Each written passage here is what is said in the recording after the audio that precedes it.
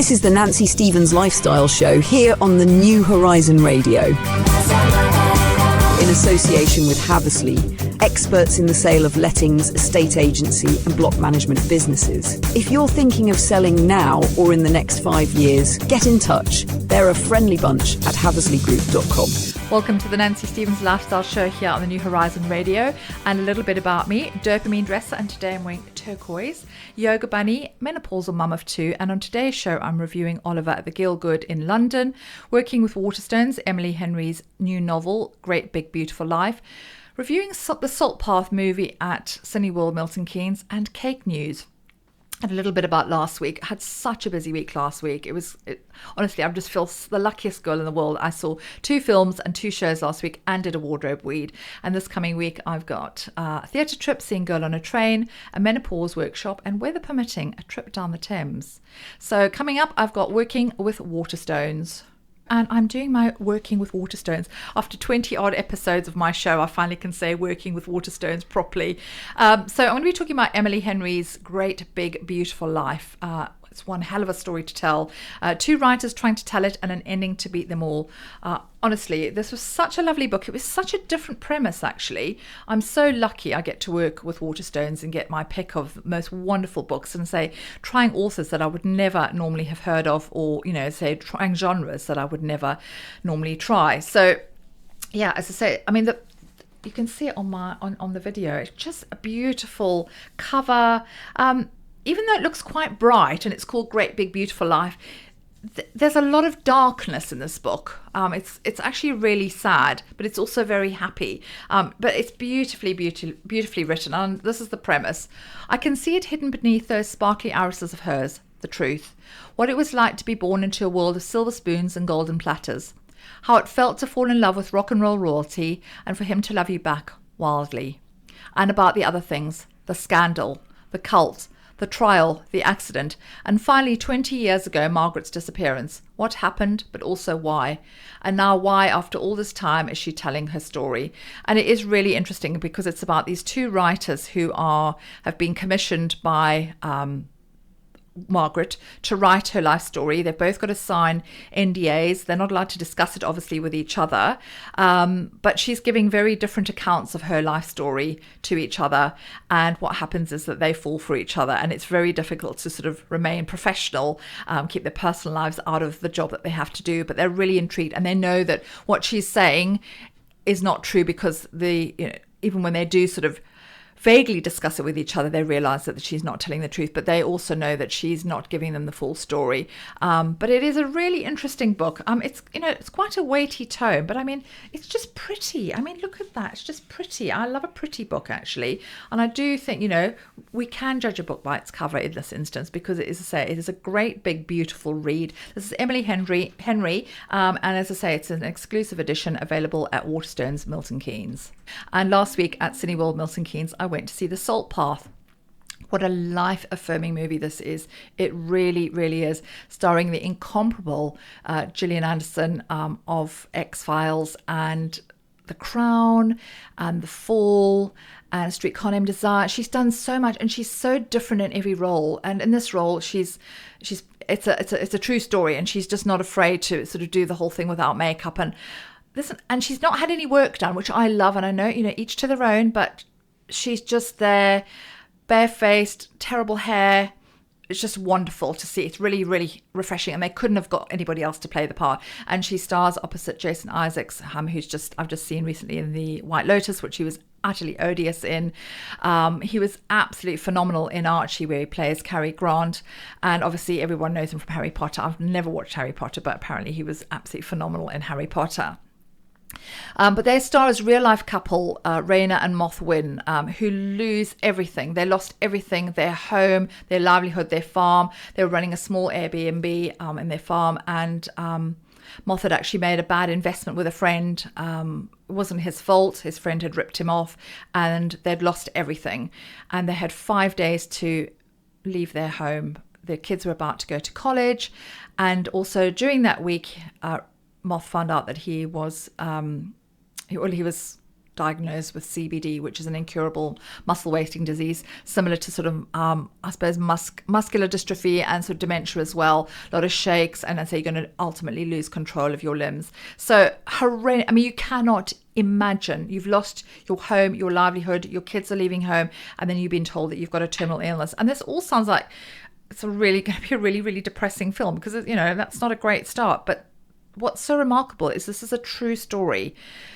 What they decided to do, because they literally had nowhere else to go, they had the bailiffs banging on the doors, and, you know, they had to leave the home, and the bailiffs were going to take everything.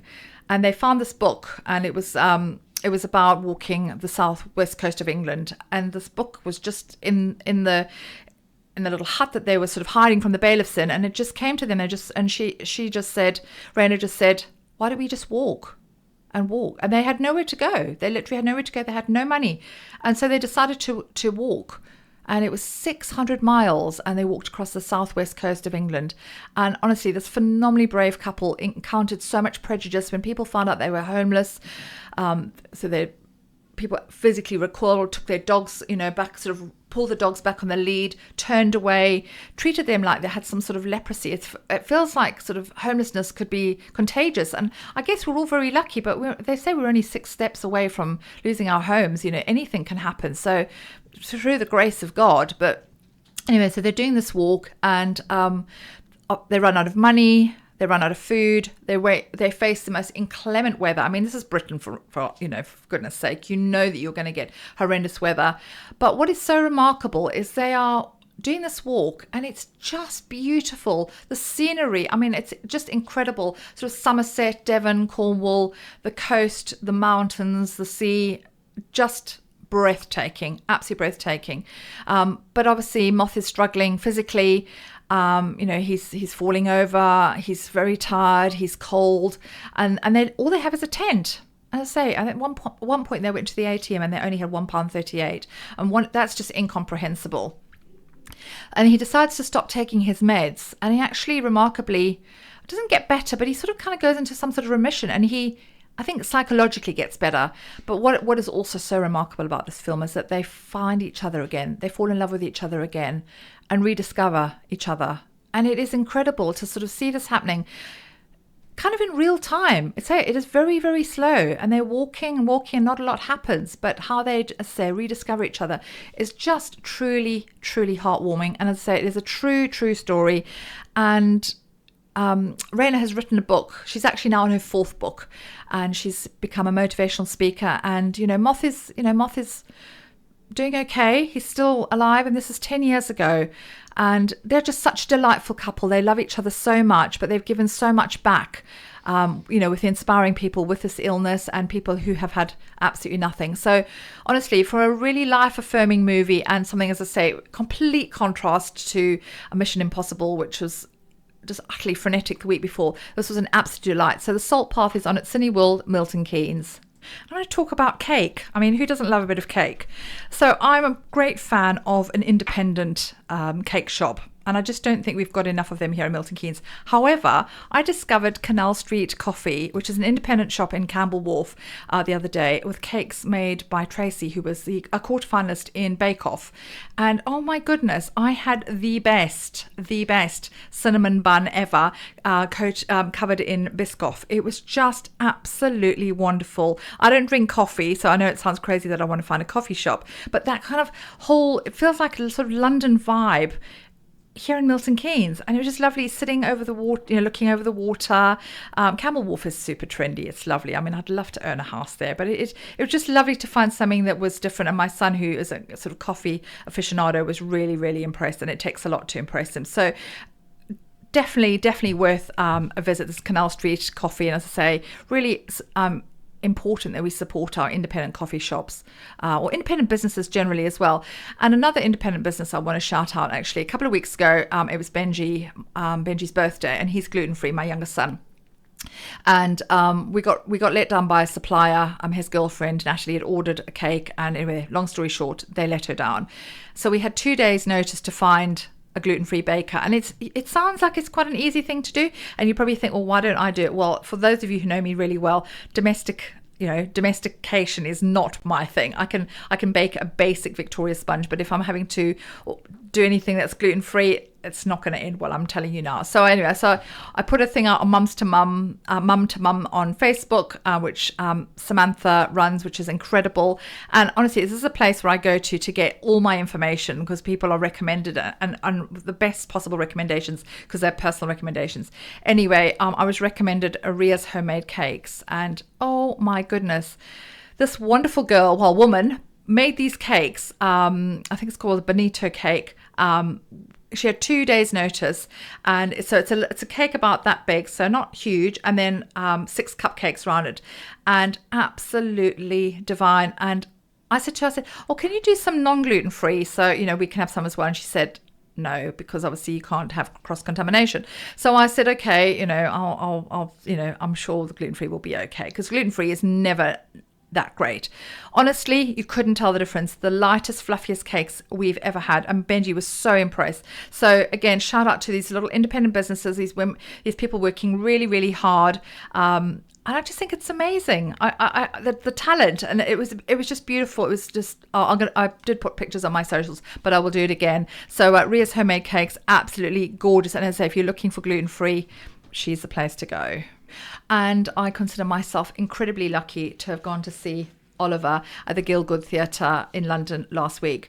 It's directed by Cameron. It's a Cameron McIntosh production, and it's directed and choreographed by Matthew Bourne. It's the first time they've actually worked together in a very long time, and this show means so much to me. I'll get to that at the end, because I know I'm going to get emotional. But I just wanted to talk about this as a show, Oliver as a show. The last time I saw it was 2009, very different production at the Palladium with the I'd Do Anything winner, Jodie Prenger, who was absolutely fantastic. She'd won the competition to become Nancy to perform in the West End, and she was phenomenal. She embodied all the sort of, she was buxom, and she had that proper sort of Cockney swagger, and she was incredible.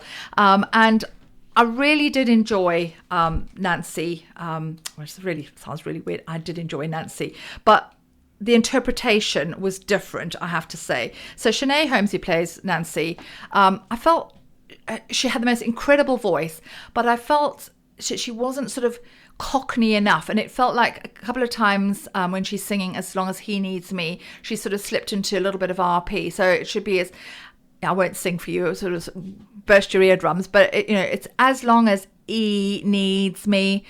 And she sometimes went into As Long As He Needs Me. So I felt like she needed to be a little bit more consistent with the Cockney, because obviously you're dropping the H's and stuff. So as I say, it did feel like she sort of dipped in and out of kind of posh, so to speak. But phenomenal voice, a great Nancy.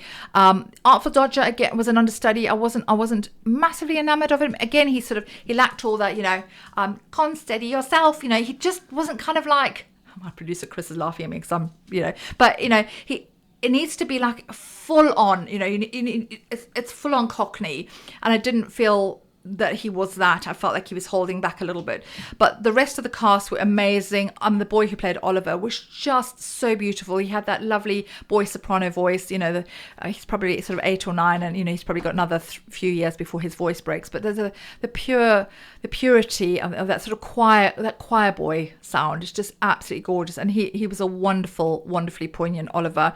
Great supporting cast as well. The sort of the lesser characters, but the ones sort of Mr. Bumble was fantastic, really funny. And I find the show quite saucy, actually. It had quite Dickens wrote Oliver, and it's a really dark show. It's not meant to be funny, and dealing with murder, domestic violence, all sorts of really dark subjects, but it didn't feel like it was being too irreverent. It just worked. It felt like a really contemporary approach, actually, and the set was just absolutely phenomenal.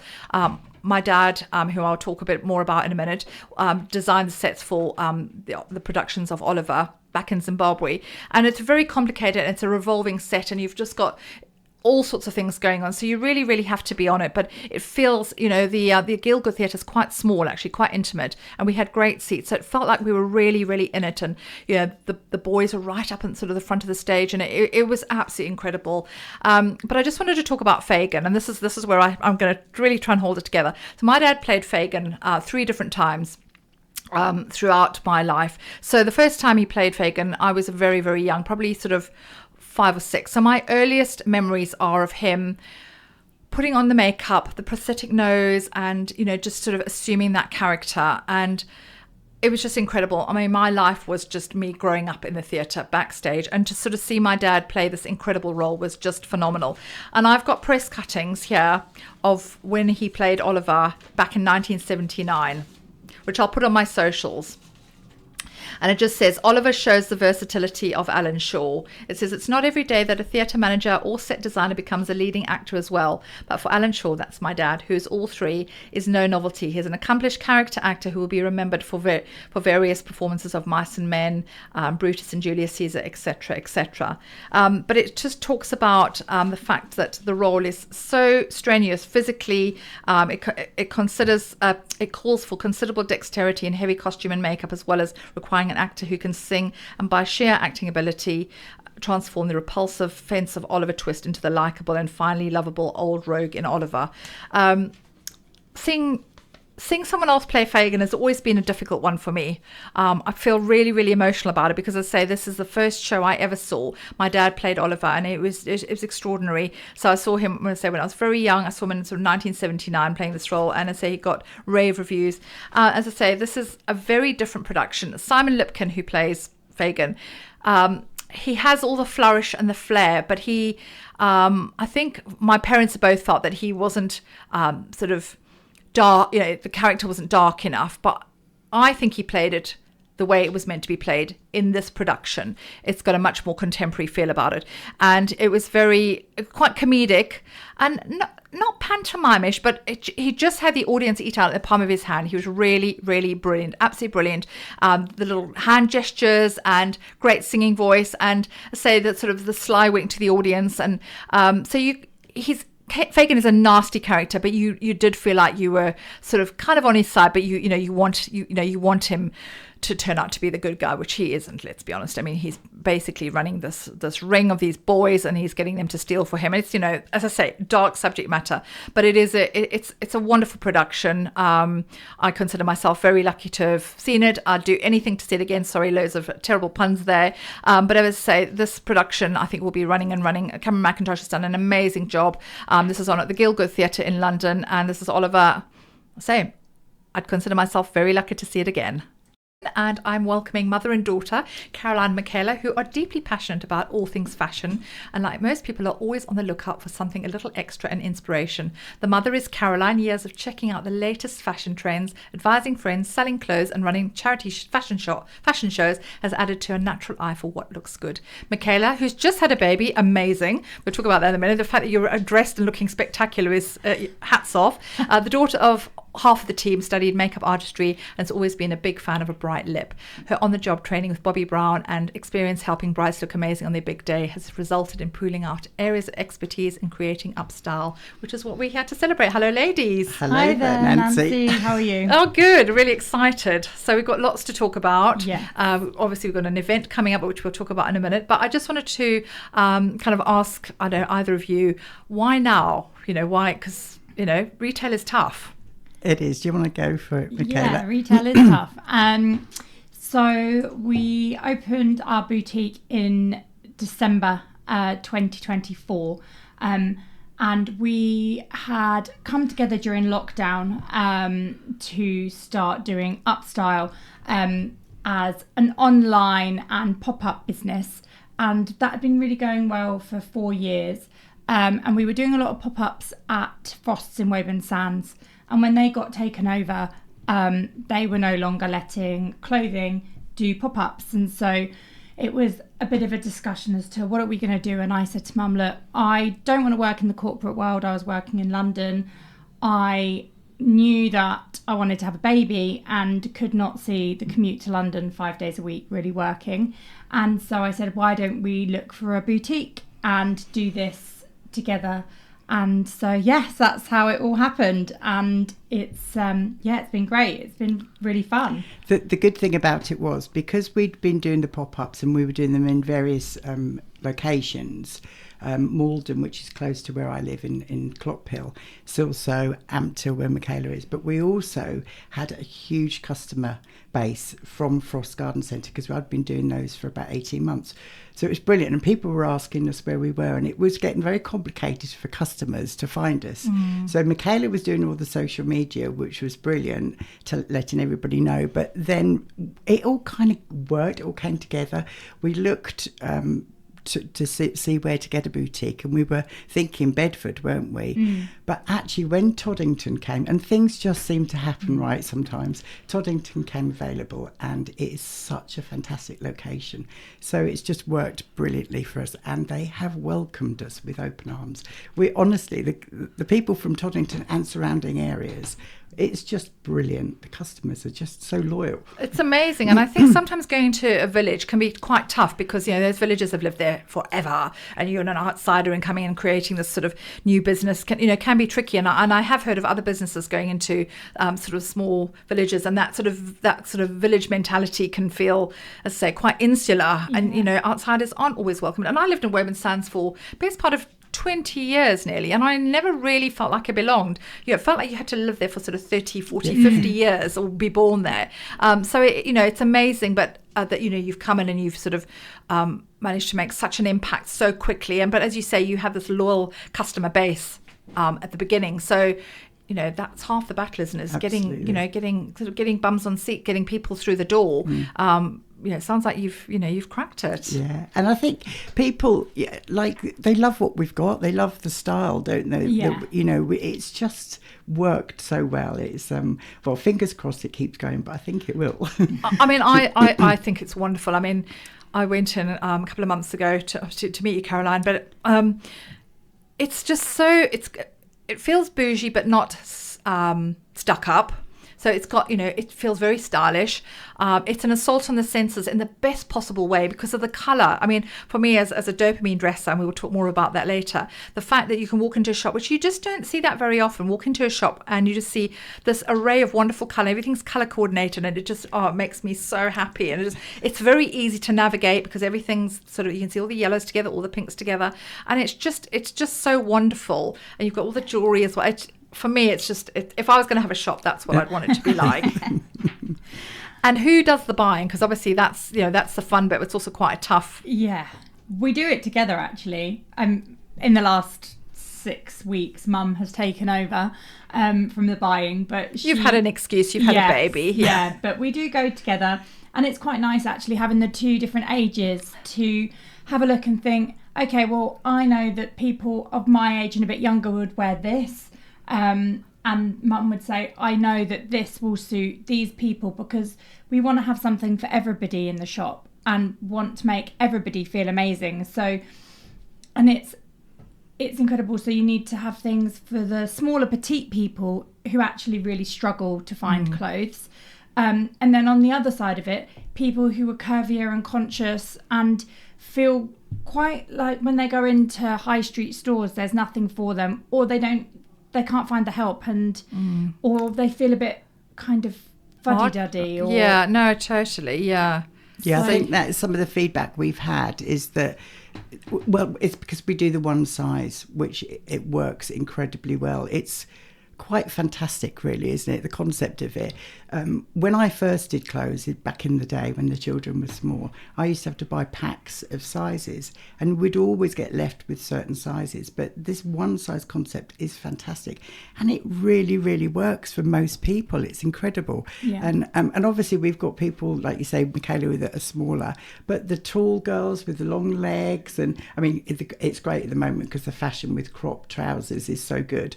But also I just think that people, it's just I don't know, they just enjoy shopping there with one size because it just kind of works so well. Well, I think we'll talk a little bit more about that because this is such a big subject. We'll talk a little bit more about body positivity because I think this is a subject that needs time and dedicated. So we'll come back to that in a second. And we were talking before the break about body positivity and the fact that you stock one size. And I think that is, as someone who works in retail daily, I see the frustrations that women have. You know, the average woman now, the average UK woman is now a size 16, 5'3" and under.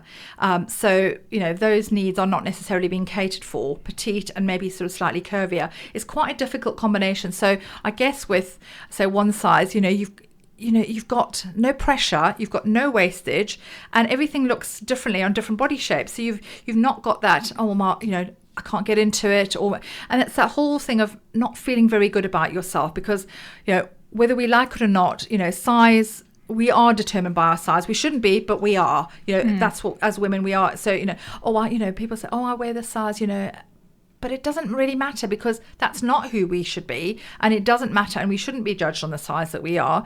And we also know there's no such thing as a standard size anymore. No. The standardization of clothing is long ceased to exist. I mean, my clients I see and for me myself, I can be 3 different sizes. And yes, weight can fluctuate, and obviously, we can have babies and we have menopause, and there's lots of reasons why our weight fluctuates. But also not to have that pressure thinking, if I've been on holiday, I've put a bit of weight on, oh my God, I'm not going to get into my clothes. That is horrible for any woman who's ever experienced putting something on thinking, this doesn't fit me, and it just makes you feel rubbish. And when you go into a shop and you can't find what you want in the size that you want in those amazing colours, and then you come to Upstyle, voila, you're going to feel amazing. So such a great USP, that, isn't it? It really is. Oh, it's brilliant. It's incredible how it works. I've got I have a situation, well, not a situation, I had a wonderful customer came in the other day. She was the fittest girl I've ever seen, and I don't mean just in like fit, I mean fit. She is actually a trainer.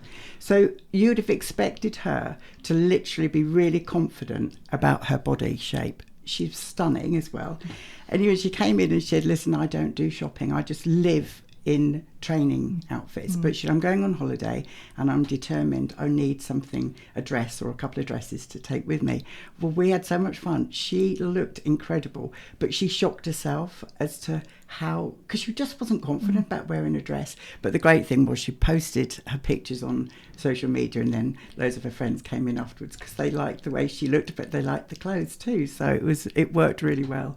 And so it's so heartwarming to hear stories like that, because it doesn't, let's be honest, we've all got body hang-ups. There isn't a woman on this planet who doesn't look in the mirror and think, look at the bit of her body that is not the best bit. And we've all got conscious areas. But why, as women, do we look in the mirror and go, oh, I'm so this? I get it every single day. It's generally the arms. Most women hate their arms. And when you're sort of plus 40, going to your 50s, 60s, most women hate their arms, or it's the tummy. So those two areas. So the fact, that you've got options with sleeves and, as I say, it's stretchy, it's just brilliant. But it is, we are so unkind to ourselves. And as you say, women who you'd think would be really, really confident, a PT, for instance, not necessarily so. I sometimes see women who are absolutely drop dead gorgeous, who just can barely look at themselves in the mirror. And it's such a shame that we're seeing the fact that, we are so, some of us are so repulsed by what we see in the mirror. I mean, when did that become a thing? I mean, and social media does have a lot to answer for. It does. But I think comparison is a thief of joy. And I think if we compare ourselves to what we used to look like, I think that's the worst thing. And for me personally, I'm not affected by social media. I follow people who I admire, and, I don't look at someone and think, oh God, I wish I looked like that, because I know that it's filtered and there's a lot of work that's gone into it. But for me, it's about menopause. I completely forgot what I was going to say. just finding your style, finding your what size fits you in that brand. But that's okay, because you could be another size, and it doesn't matter. It really, really doesn't. And then looking in the mirror and just thinking, actually, this is the best possible version of myself. I am not my size. And I've said on our posters for our event, I said all women should feel utterly amazing in everything they wear, and they really, really should. I do feel like that's some sort of amazing kind of quote, like I'm the Dalai Lama or something. It says all women should feel utterly amazing in everything they wear. Nancy Stevens. I just say, But no, joking aside, so that must give you so much pleasure to see people just grow in confidence. Absolutely. And people that come in now and they say, I mainly buy my clothes here, so I don't actually know what size I am. She said, I have no idea. She said, because I buy mostly one size now, I don't know what size I am. And it's actually really freed me.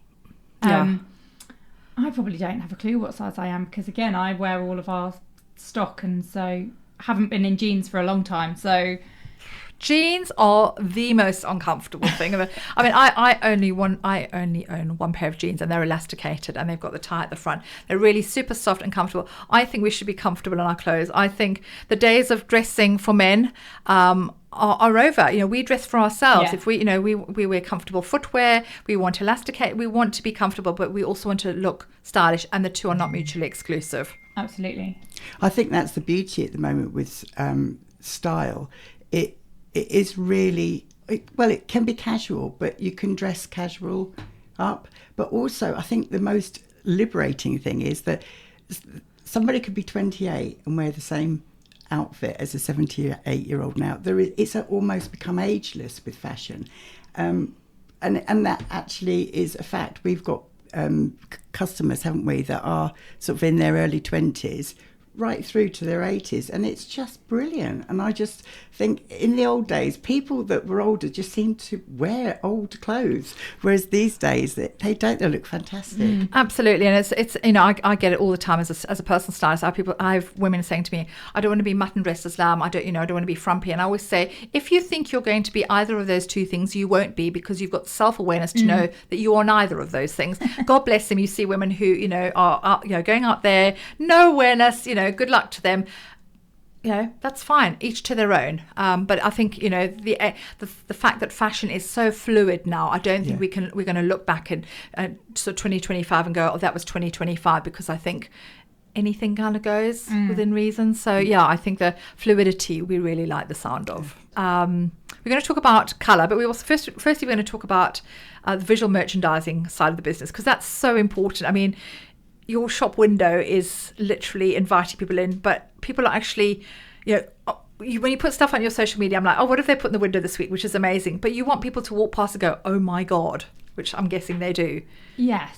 Yeah, the amount of times people say, oh, I wasn't meant to come in this week. I just tried to walk by, but you just change your window so much, and I love the colour, and pink's always one that draws people in. People just love the pink window. And the yellow is so popular this summer. So people just say, oh, I just can't wait to see what you've got in the window.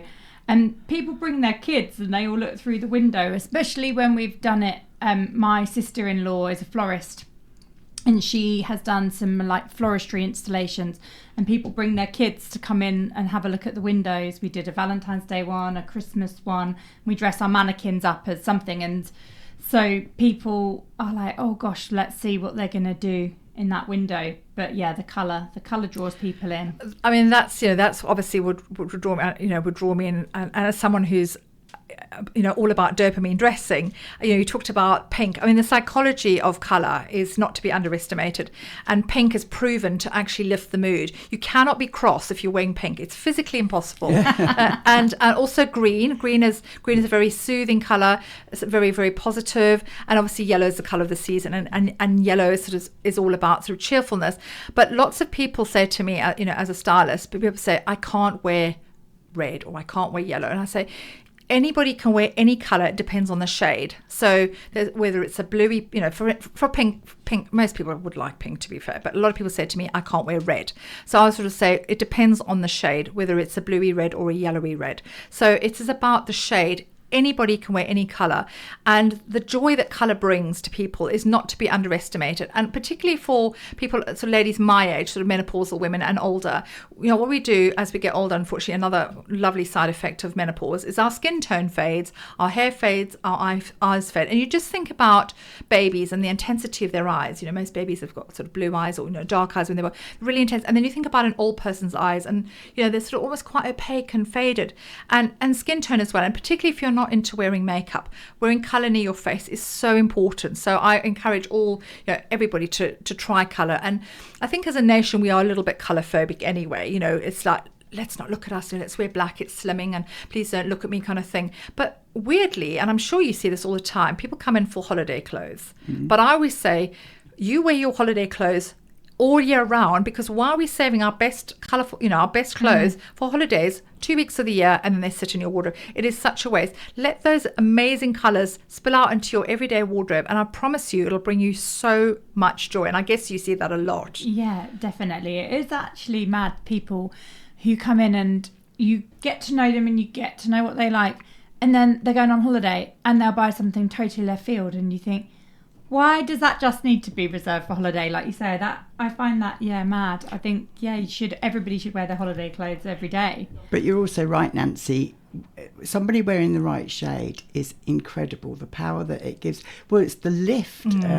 You visibly see them change when they put the right colour on. But we are so fortunate with that we've got two big windows, so we can dress those and showcase what we've got in the shop, and the colours definitely bring people in. But we did have an incident in the what was it, at Christmas, wasn't it? Yeah. And we'd got the fur coats in the window, and this lady, she's a lovely customer of ours, and she came up to get eggs for their breakfast, and went home she did go home with the eggs, but she also went home with a fur coat. Love it.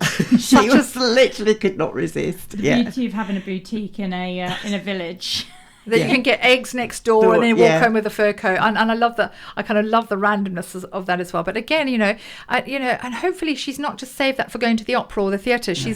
She's worn that in the winter to keep her warm and bring her joy. And again, we only wear 20% of our clothes 80% of the time. But imagine if we all had the clothes that you guys sell, you would be wearing those 80% of the time, wouldn't you? Because they're just, they're just so lovely, so colourful, so comfortable. And, I think there should be more Upstyles around. So would you ever branch out? Would you ever open a second shop and franchise it? Yeah, I definitely think that we would look at opening a second shop. And I've always said there's two of us.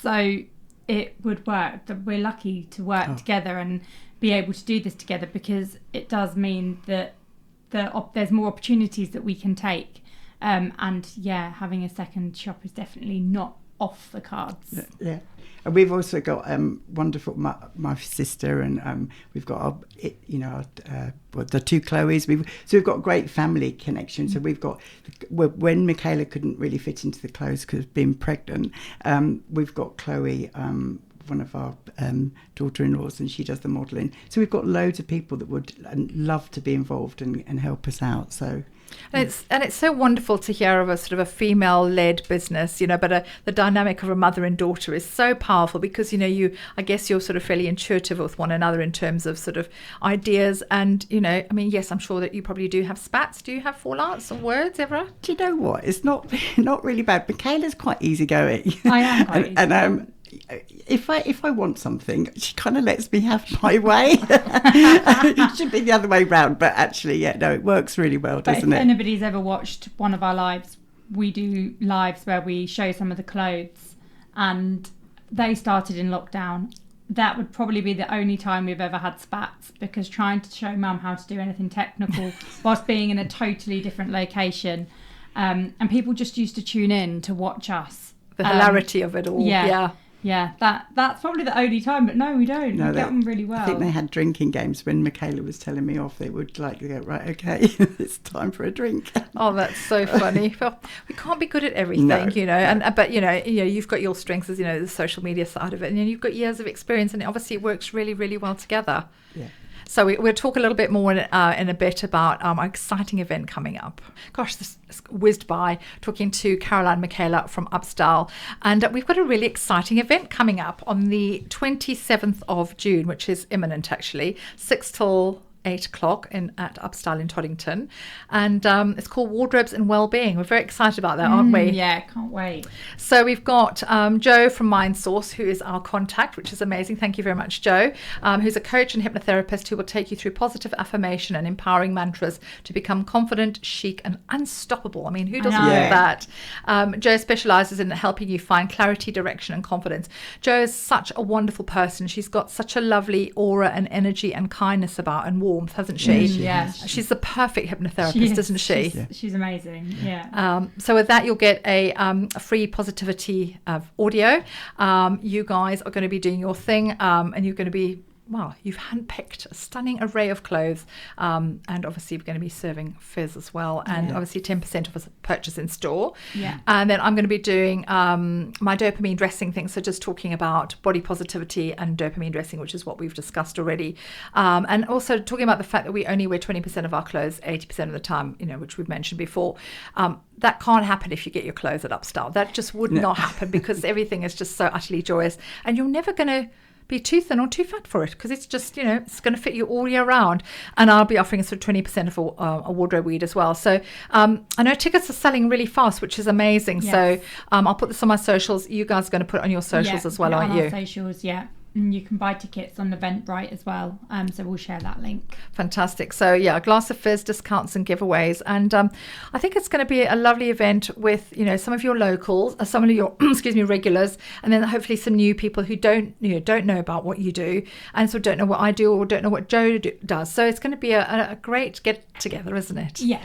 Yeah, it is. And so far we've done a couple of events in the shop, and it really is that warm kind of, people can feel totally at ease, totally relaxed. It's just women getting together, supporting one another, making themselves feel amazing. So yeah. And I think also the fact is that, you've had a baby 6 weeks ago, which has just blown my tiny little mind. You're looking absolutely fabulous. And you'll see it on the photos and the video. Michaela was wearing my favourite style dress, a square neck with a big puff sleeve, sheared bust, and it's a cowl pattern. I mean, what's not to love about it? It's just, and this is such an on-trend look as well. But it's so comfy. You've just had a baby, you look fabulous. But as you say, this would work pre-pregnancy as well. Yeah, absolutely. At the moment, I'm looking for things that are elasticated so that you can breastfeed, but also this dress, I'm going to be able to wear it throughout the summer as my body shape changes post-baby, and that's so important. But also, I don't feel like I'm wearing something that's kind of maternity, or I still feel like trendy, myself and trendy. Yeah. And the thing is, things have changed so much. I remember when I had my kids, a million years ago, my eldest 28 and my youngest 25, things were very different. Really, maternity wear was so frumpy, and I look back at pictures of me and I was like, oh my God. Especially the thing is, when you have a baby and I was in hospital for a week with each child for various reasons. It was a very complicated birth, but there's no mirrors in the hospital, and you come out so you come out the hospital and you think, oh, I think I look okay, I've shrunk, whatever. And I remember getting home after my second child thinking, Jesus, who is this woman looking at? I mean, honestly, chest out there, it was just such a shock. But the fact is that I didn't wear nice clothes. I literally wore big baggy shirts and leggings, and it was just, I felt so frumpy. Whereas now, you look fabulous because you're wearing something comfortable and trendy and fashionable, and they're great colours as well. So things have changed so much for women who've just had babies. It's and you don't even need to buy maternity wear, because say you do the one size fits all, which is just genius. Yes, it's been a godsend. And I think, like you said, Michaela, at the events that we've held already, just women being with women and trying different clothes on and seeing something that's on the rail, but then seeing it actually on somebody, and how differently, there's the little hacks as to how you can make something fit that wouldn't necessarily fit. And we can give all those tips, but it's just fun. It's going to be a really fun event on that Friday. It's going to be really fun with you and Joe there as well. Yeah, I think it is going to be such fun, as you say, because all three of us have got sort of expertise to do those tweaks, and or have you worn it this way or try it that way. But as you say, women getting together, we have the most fun. That sort of openness and that sort of that freedom, really. I think women celebrating each other like this in an event like this is such a wonderful thing, and I also think that we really lift each other up in those sort of situations, because we're all together and we all we want the best. We want everyone to look amazing, and there's no judgment, there's no comparisons or anything. I think it's just going to be such a lovely event. So I'm very, very excited. So that is the 27th of June, 6 till 8 at Upstyle, Toddington. So we're going to put everything on all of our socials the next couple of weeks, but we've only got 10 tickets left. So if you want to come, please sort of do book really quickly. So any other reasons why we could come into the shop? What would you say? Well, apart from the fact that you're going to get a lovely smile and welcome from the two of us, because we just really do enjoy people a lot, but also being able to help somebody. I think there's some people, it's fascinating watching people shop. Some people just know exactly what their style is and they know exactly what, and then other people really are unsure. But the fact that you can help both, it's fantastic. It's brilliant. Yeah. And yeah, so what were you going to say, Michaela? I was going to say, and it's not just clothes that we have jewellery, accessories. Jewellery is amazing. It can change any outfit. I'm looking at all of yours. It's amazing. I love it. And jewels too, though. Oh. It's really lovely, but it does And finish also- an outfit, doesn't it? Yeah, and Michaela, like you said when you introduced her, it's about the lip, isn't it? Michaela really loves makeup, don't you? Yes, that's what I studied at university, and then I worked at Bobbi Brown in John Lewis when I first graduated, and do wedding makeup, and we are going to bring more of that into the shop, and it was just not the great timing with the baby, but it will be now. But even giving makeup advice to people, say, oh, with that this would look amazing, and it's like you say with the colour, everybody could wear a red lip. It just depends on the shade of the red lip that you're going to wear. Absolutely. And lipstick does finish an outfit. Lips. I think a great lip, a really lovely piece of jewellery, a nice bag, and you don't have to spend a lot of money on your clothes. And your clothes that's another thing we've not said. Your clothes are so affordable. You don't need to break the bank to buy clothes at Upstyle. And I think that's wonderful because we're living in tough times now, and it's great. You can get something colourful, one size, and then say you're not going to bust the bank. I think it is really good. The prices are brilliant, and we really do want to keep them as they are. But it's the quality as well. They are really. You're not good compromising. quality. No, exactly. Really good quality. Yeah. Oh, it's been such a pleasure. I'm so excited about our event. Yes. So, Michaela, how can we find you on the socials, So please? you can find us on Instagram. Our handle is UpstyleMe, and then on Facebook it is Upstyle10. Okay, brilliant. And actually, in Toddington, we're on the High Street. And we're right bang next door to Sopra and Co, which is a lovely coffee wonderful coffee shop, isn't it? They do amazing cakes, coffee, all sorts of hot, lovely. And there's parking. We've got parking right outside. That's just the shop. yeah. And I actually talked earlier in the show about finding independent coffee shops, and cake is always cake is a very important part of we should have cake at least once a week. So thank you so much, ladies. It's been an absolute pleasure. This is a Nancy Stevens Lifestyle Show. Next week I'm going to be having David Pibworth talking about the Archers Theatre. So it's been an absolute joy. If you'd like to be a guest, it is a waiting list, which is lovely, but you can drop me a DM at _NancyMK_, and I would love to hear from you. Have an amazing week.